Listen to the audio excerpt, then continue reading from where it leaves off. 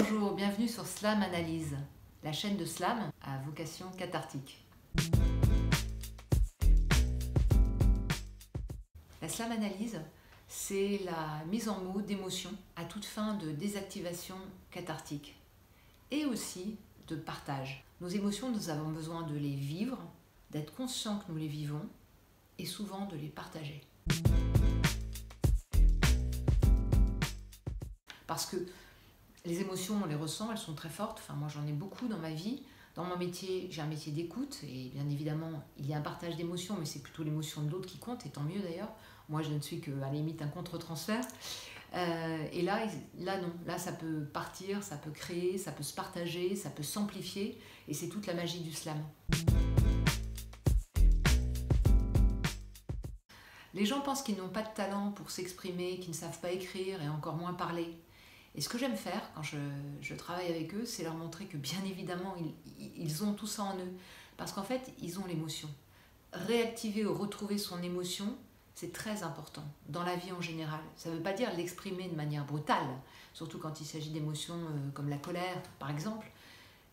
Et en même temps, être capable de sentir son émotion et d'en faire quelque chose, surtout si c'est un acte de création, ouais, c'est à la portée de tout le monde. Parce que, en fait, le slam ne cherche pas à être beau.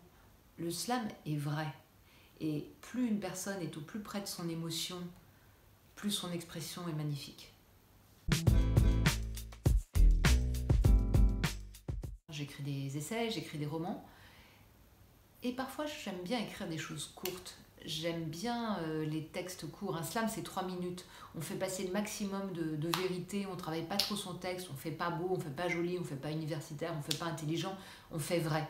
Et ça m'a bouleversée. Et ça m'a donné envie d'en écrire. Généralement, c'est des émotions fortes. L'émotion d'une situation, par exemple #MeToo, c'est l'émotion de moi vivant dans un monde où les hommes et les femmes interagissent, c'est pas toujours de manière fluide. Slam de la femme, ça peut être aussi des choses que j'ai envie de dire aux femmes, que j'avais commencé à dire à travers un roman sur l'amour. Mais ça peut être aussi des slams d'amour pour les mots. Moi, j'ai besoin de dire que j'adore les mots. Ça peut être des slams sur des agacements. Il y en a sur certaines personnes que je vois dans mon métier, que j'appelle les psychopathes. C'est une mise en scène très extrême de pathologies qui n'existent pas.